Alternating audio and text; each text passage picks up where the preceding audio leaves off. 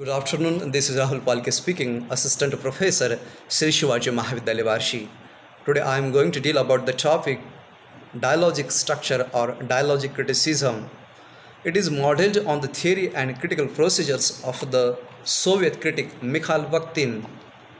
To Bakhtin, a literary work is not a text whose meanings are produced by the play of impersonal linguistic or economic or social forces, but a site for the dialogic interaction of multiple voices or modes of a discourse, each of which is not merely a verbal but a social phenomenon, and as such is the product of manifold determinants that are specific to a class, social group, and speech community.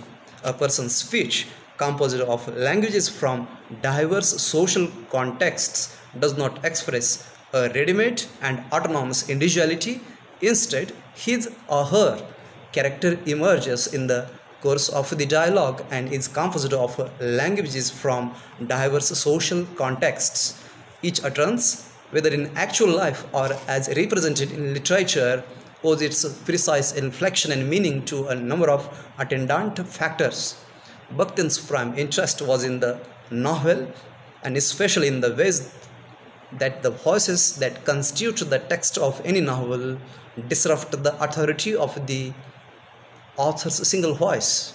In Problems of Dostoevsky's Poetics, he contrasts the monologic novels to dialogic form or polyphonic form.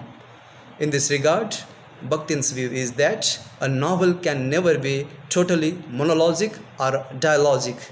In Rabelais and His World, Bakhtin proposed his widely concept of the carnivalesque in certain literary works. This literary model parallels the flouting of authority and inversion of social hierarchies that in many cultures are permitted in a season of carnival. It does so by introducing a mingling of voices from diverse social levels that are free to mock and subvert authority, to flout social norms by ribaldry, and to exhibit various ways of profaning what is ordinarily regarded as sacrosanct. In an essay on discourse in the novel, Bakhtin develops his view that the novel is constituted by a multiplicity of divergent and contending social voices that achieve their full significance only in the process of their dialogic interaction both with each other and with the voice of the narrator. I would like to mention one of the views of Bakhtin regarding Aristotle's Poetics. Bakhtin explicitly sets his theory against Aristotle's Poetics. Further, Bakhtin's views have been in some part and in diverse ways incorporated by representatives of various types of critical theory and practice, whether traditional or post-structural.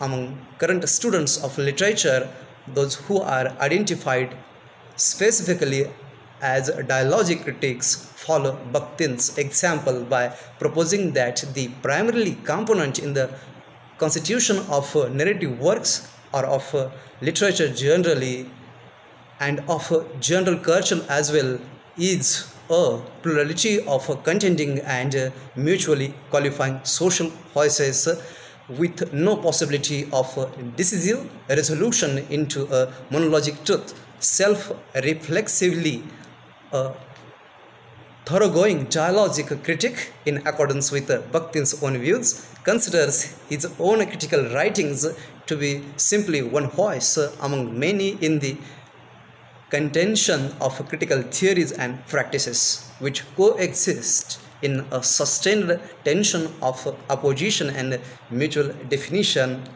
Thank you very much.